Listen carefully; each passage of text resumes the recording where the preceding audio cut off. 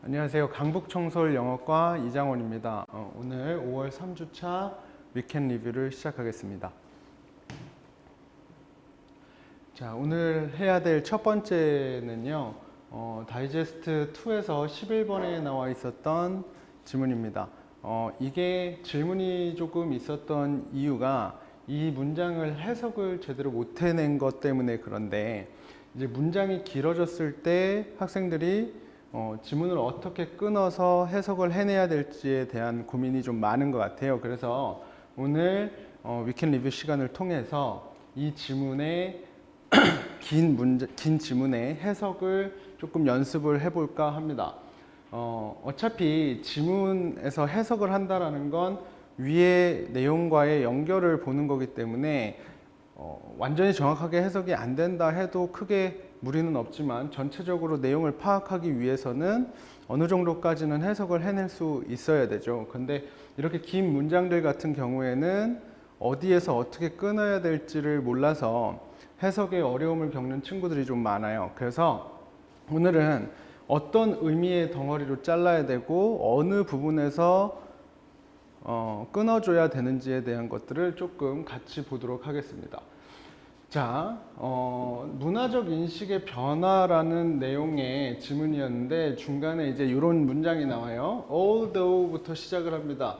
자, although. 자, 우리가 처음으로 끊어내야 되는 부분이죠. 접속사가 나오면 그 부분에서 끊어주고 그 의미 내용을 연결을 시켜주시면 돼요. 자, 비록 뭐뭐일지라도라는 접속사죠. Cultural change is not usually perceptible from day to day 라고 했습니다. 그리고 여기서 접속사가 하나 더 나오죠. 여기서 끊어주시면 돼요. 첫 번째 부사절이 끝나는 부분입니다. 그래서 비록 문화적 변화가 대개 보통 is not perceptible 어때요?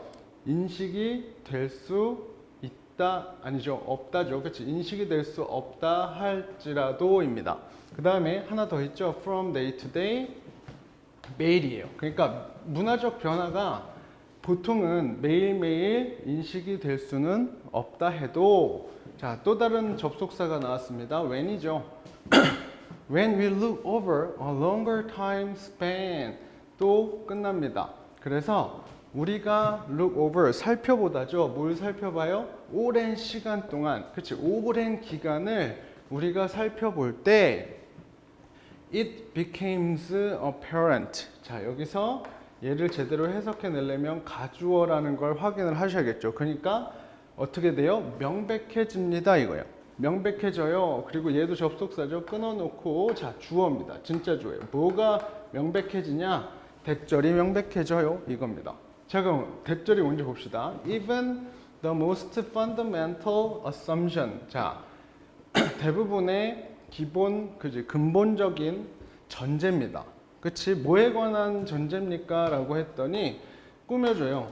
그치? 뭐에 관한 도덕성과 그리고 기준입니다. 도덕성과 기준에 대한 근본적인 전제조차도 자, 그러고 나서 전치사 관계대명사가 또 나오죠. 여기서 끊어주고 얘는 앞에 있는 이 아이를 꾸며준다라고 보시면 되겠죠. 자, by which입니다. 자, quality of life 이게 주어죠. should be evaluated. 자, 여기서 끊겨요.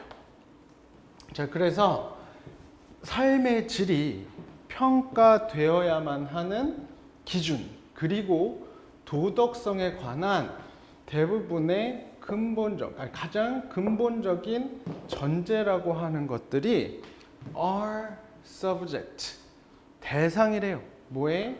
변화의 대상이다 라는 말입니다. 그것이 그지? 그렇다라는 것이 어떻게 돼요? 명백해집니다 이거예요. 그러니까 우리가 문화적 인식의 변화라고 하는 건 여기서의 내용은 문화는 어때요? 계속해서 변화한다라는 거거든요. 그랬을 때 그런 의미에서 봤을 때 그러한 문화적 변화라고 하는 건 매일 인식될 수, 즉 인지될 수는 없지만 오랜 시간 살펴보면 이러한 근본적인 전제, 즉 도덕성이나 삶의 질이 평가되어야만 하는 그러한 기준에 관한 근본적인 전제조차도 뭐가 돼요? 변화의 대상이 된다라는 겁니다.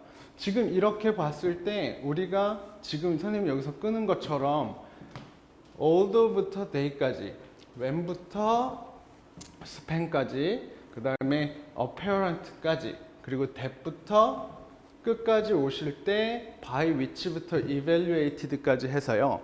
우리가 의미 덩어리상 끊어내는 연습을 좀 하셔야 되는데, 이 문장을 통해서 여러분들이 생각할 수 있는 건 접속사가 나왔을 때, 그리고 조금 더 구체적으로 자를 때는 전치사가 나왔을 때 그 부분의 앞에서 끊어주는 연습을 해주시면 해석하시는 게 조금은 더 편하지 않을까라는 생각입니다. 이 문장을 가지고 긴 문장에 대한 해석에 대한 연습을 해주시면 조금 더 영어 공부하시는데 편하지 않을까 싶습니다. 감사합니다. 오늘 5월 셋째 주 위켄 리뷰 두 번째로 볼 지문은 다이제스트 2 18번에 나와 있었던 지문입니다. 이 지문은 학생들이 지문의 어떤 내용을 제대로 이해하고 그리고 그거를 어떻게 내용을 정리를 해 놔야 되는지를 되게 많이 궁금해 하시더라고요. 그러니까 소재의 어떤 특이한 소재의 어떤 뭔가 유니크함 때문에 학생들이 제대로 인지를 못하고 내용을 제대로 파악하기가 힘들어서 이렇게 되어 있는 지문들을 어떻게 정리를 해야 되고 그리고 어떻게 기억을 해 보셔야 되는지, 공부를 어떻게 하셔야 되는지를 좀 같이 보여드리려고 합니다. 해석은요, 일단 조금씩 간단하게 진행을 하면서 어떻게 요약 정리를 해야 되는지를 나누기 위해서 선생님이 문장에 번호를 붙여서 다 나눠놨어요. 그러니까 지문 내용이 너무 어려워서 내용 파악이 힘드신 분들은 지금처럼 나눠놓고 문장 하나하나의 연결성을 좀 보시면서 공부를 하시면 지문 내용을 파악하시는데 훨씬 더 도움이 되지 않을까 싶습니다. 자, 그럼 앞에서부터 시작합니다. 자, 이 지문은 유리의 투명성과 반행동 유도성에 대한 지문이었습니다. 자, 앞에서부터 볼게요. 자, glass affords transparency라고 되어 있습니다. 자, 유리는 하고 여기는 투명성이라는 얘기인데 afford라고 하는 건 보통 우리가 뭐할 여유가 있다라고 하는데 여기서는 제공하다 정도로 해석을 해주시면 됩니다. 자, 그러니까 첫 번째 문장에서 하는 얘기는 뭐냐면, 자, 유리라고 하는 게 있는데 이게 뭘 가지고 있어요? 자, transparency라고 하는 단어를 써서 표현해 줬습니다. 이게 뭐예요? 투명성이에요. 자, 이게 지금 옆에서 선생님이 정리해 주는 걸 잘 같이 따라서 써보시면 더 도움이 되지 않을까 싶습니다. 자, 유리라고 하는 건 투명성이 있대요. 자, 그 다음에 at the same time, 동시에 its physical structure, 자, 그것의 어떤 물리적인 구조가 blocks, 막아요. 뭐를? the passage, 통과를요. 자, 통과를 막아요. of most physical object니까 대부분의 물체의 통과를 막는답니다. 자, 그러니까 유리는 투명성을 가지고 있는데 동시에 뭘 가지고 있어요?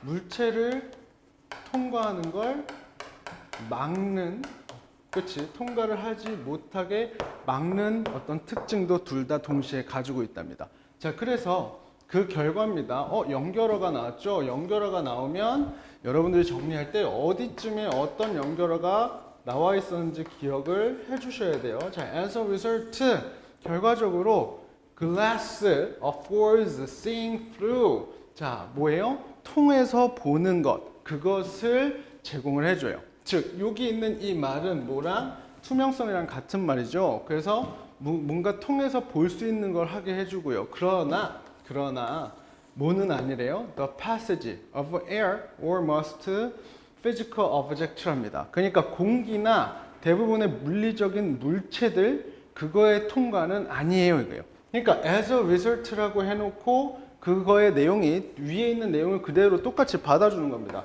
뭐예요? 자, seeing through 라고 하는 transparency에 대한 얘기를 해주고요. 그 다음에 not the passage니까 통과 안 돼 라고 하는 걸 다시 한번 똑같이 언급을 해주고 있는 겁니다. 그렇죠? 별로 어려운 얘기가 아니니까. 자, 그 다음이에요. 그 다음입니다. The blockage can be considered an anti-affordance랍니다. 자, 그게 뭐냐면 the prevention of interaction이래요. 그러니까 통과를 막는 것은 여겨질 수 있대요. 뭐로? anti-affordance. 자, anti-affordance로 이어질 수 있다는 건데, 그러니까 여기 있는 통과에 대한 얘기를 하는데, 통과를 하지 못한다 라고 하는 게 뭐래요? anti-affordance 라고 하는 I로 끝이 여겨질 수 있답니다. 이게 뭐예요? 우리가 얘기하는 반행동 유도성이라고 하는 겁니다. 자, 통과를 하지 못하는 이게 뭐예요? anti-affordance랍니다. 그리고 상호작용을 막는 거래죠. 그리고 이게 효과적이려면 affordances, 그러니까 행동 유도성과 anti-affordances, 자, 반행동 유동성이라고, 그러니까 반행동 유도성이라고 하는 게 have to be discoverable, 즉 perceivable 해갖고 뭐가 돼야 된대요? 발견이 되거나 또는 감지가 될 수 있어야 이게 뭐랍니까? effective해요 이 말입니다. 그러니까 이게 이런 특징이 있는데 얘가 발견되거나 감지될 수가 없으면 효과적이지 못합니다 라는 얘기가 되겠죠, 그지? 그래서 이것들이 여기 앞에서 얘기하는 이런 this 같은 것들은 잘 확인을 해 주셔야겠죠. 위의 내용이니까. 자, 이것이라고 하는 건 뭐예요? 이것이 이렇게 발견이 되고 감지가 돼야지 효과적이다라고 하는 이 이야기가 poses, 제시한답니다. 뭐를? 어려움을요. 또는 문제를 제시한대요. 뭐에? 유리에 대한 어려움 또는 문제를 제기한다 이겁니다. 자, 그래서 이 특징 때문에 어때요? 이제 문제를 제기를 하기 시작합니다. 이거를. 자, 그 다음입니다. 자, 그래 놓고 자, 설명을 해주죠. The reason we like glass. 자, 여기서 조금 뭐 그냥 얘기를 해드리자면 여기서부터 여기까지는 외선을 꾸며줍니다. Y가 생략이 돼 있죠. 그러니까 우리가 유리를 좋아하는 이유는 is its relative invisibility랍니다. 자, 이 말 때문에 학생들이 되게 많은 고민을 했는데 요 말 뜻이 뭔지를 좀 봅시다. 상대적인 불가시성이라고 했어요. 상대적인 불가시성. 일단은 불가시성이란 말이 좀 어렵기는 한데 뭐 쉽게 얘기하면 뭐예요? 보이지 않는다는 얘기입니다. 그러니까 여기서 문제를 제기해주고 그거에 대한 얘기를 해줄 때 처음으로 나오는 게 invisibility. 자, 이런 말이 나왔어요. 불가시성이라는 말이 나왔는데 이거를 위에, 그러니까 요것만 보시면 되게 힘들겠지만 위에서부터 내용을 끌고 왔으면 조금 더 이해하기가 편하지 않았을까 싶어요. 자, invisibility 하면 불가시성이라고 했는데 보이지 않는다는 겁니다. 그럼 왜 보이지 않아요? 왜 보이지 않아?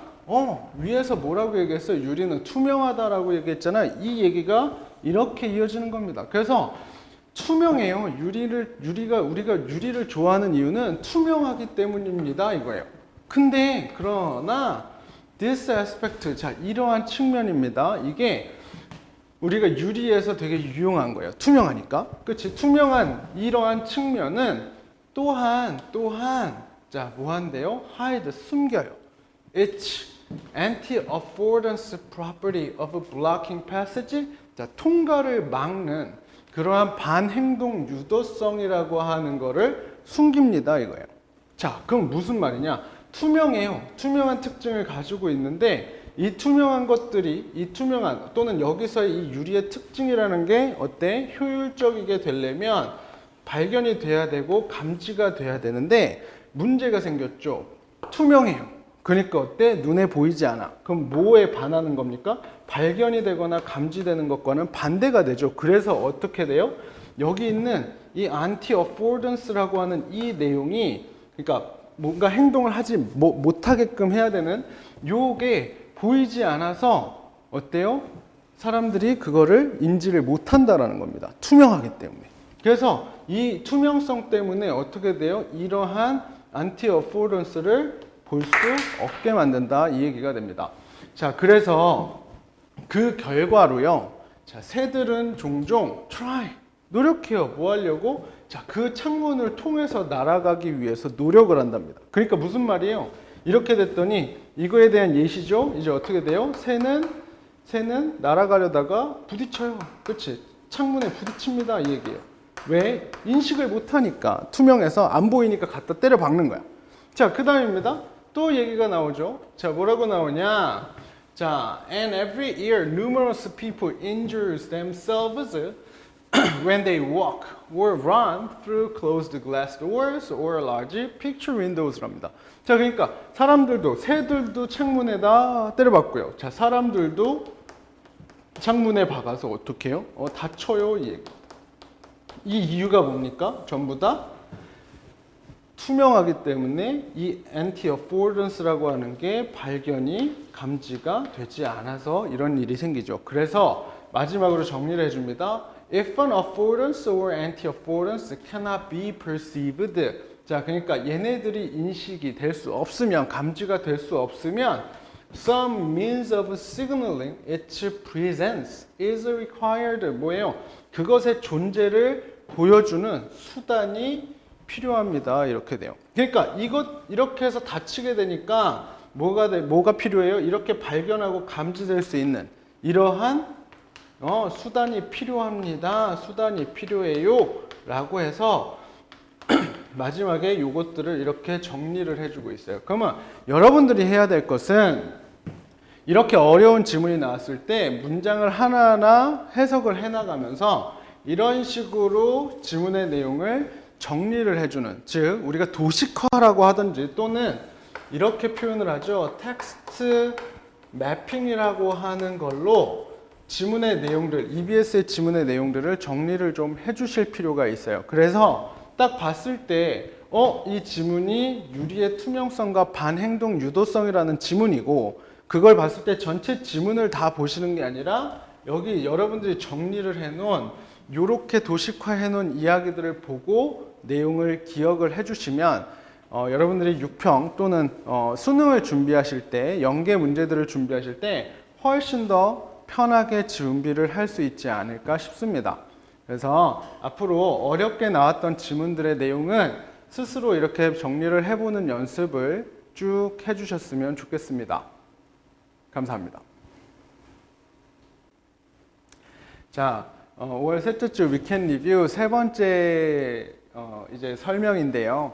세 번째는 수능 특강 다이제스트에서 21번에서 나왔던 문장입니다. 앞에 첫 번째로 얘기했던 문장은 지문의 길이가 길어서 해석이 잘 안 됐었던 아이라면, 얘 같은 경우는 지문의 길이가 그렇게 길지는 않습니다. 근데 조금 특이한 형태의 구조들이 튀어나왔기 때문에 같이 좀 해보려고 합니다. 자, 앞에서부터 볼게요. Not all the extinctions 주어죠, 그치? 그러니까 모든, 그치? 뭐 소멸입니다. 이게 언어에 대한 얘기였으니까 언어의 소멸에 대한 얘기인데, 소멸이 멸종이라고 보셔도 상관없죠. 그게 are the direct result.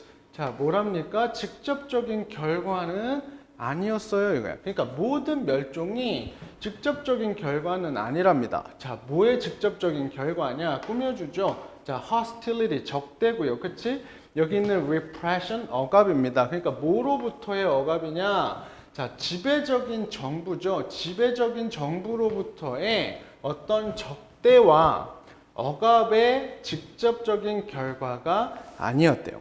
그러니까 여기까지의 해석은 별로 어렵지 않게 해낼 수 있습니다. 그런데 그 뒤에 구조를 봤더니 as라고 하는 아이가 튀어나왔어요. 그치? 접속사인 역할을 하면서 뒤에가 주어가 빠져 있습니다. 주어가 빠져 있어서 뭐지? 라고 하는데 was the case래요. 경우이랍니다. 경우이다, 처럼 이렇게 돼 있죠. 자, 이게 우리가 조금 더 깊게 좀 들어가 보시면 여기 있는 이 as를 우리가 뭐라고 부르냐면 유사관계 대명사라고 불리는 아이가 됩니다. 즉 앞에 있는 어떤 내용을 받으면서 관계대명, 그러니까 앞에 있는 어떤 내용을 받기 때문에 관계대명사의 역할을 하긴 하는데 관계대명사의 형태가 아닌 아이들을 얘기해요.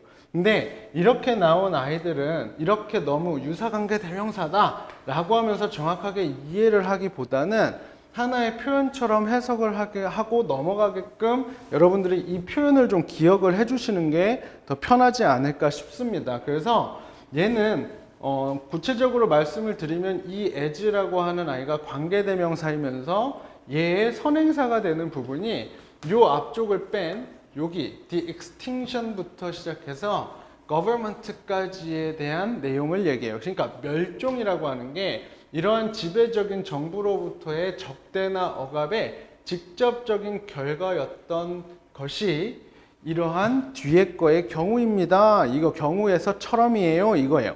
그러면 자, 그 뒤에 볼까요? Was the case 경우랍니다. 그러니까 어떤 경우냐 했더니 미국 인디언들의 경우래요. 어떤 미국 인디언들의 경우예요. 미국 인디언들의 경우인데 뭐를 통한 자, throughout most of US history래요. 그러니까 미국 역사의 대부분에 걸쳐서 또는 이것들을 통한 미국 인디언들의 경우에서처럼 이겁니다. 그러니까 너무 어렵게 생각하지 마시고 이런 유사관계 대명사다 이런 것들을 너무 고민하지 마시고 그냥 as was the case 이렇게 돼 있으면 as was the case 이렇게 돼 있으면 뭐뭐인 경우에서처럼 이라고 해석을 하실 수 있기만 하시면 돼요. 단지 이제 의미를 파악하실 때 이렇게 돼 있으면 여기 뒤에 있는 경우가 앞에 어느 부분과 매칭이 되는지만 제대로 판단해 주실 수 있으시면 되는데 이것도 마찬가지입니다. 여기만 보시면 그게 좀 어렵다 해도 위에서의 내용들을 계속해서 끌고 내려올 수 있었다면 얘를 이해하시는 게 그렇게 어렵지 않았을 거예요. 왜냐면 지문 자체가 어려운 게 아니니까. 그래서 이렇게 조금 생소한 구문의 형태가 나왔을 때 여러분들이 너무 당황해하지 마시고 위의 내용들을 가지고 미루어 봤을 때 여기 있는 말이 어떤 식으로 연결이 되는지를 조금 이해를 해주시면 이렇게 생소한 구문의 형태가 나와도 내용을 이해하시는 데는 전혀 문제가 안 될 겁니다. 그러니까 이 부분에 대한 얘기를 지금 설명은 했지만 여러분들이 공부를 하실 때는 위에서의 내용들과 어떤 식으로 연결이 되는지를 좀 생각을 해보시고 자꾸 지문을 읽어보시는 연습을 하시면 훨씬 더 공부하는데 학습에 효과적이지 않을까 싶습니다. 다음 주 또 이렇게 주말마다 보게 될 텐데 화이팅 하시고 다음 주에 다시 뵙겠습니다. 감사합니다.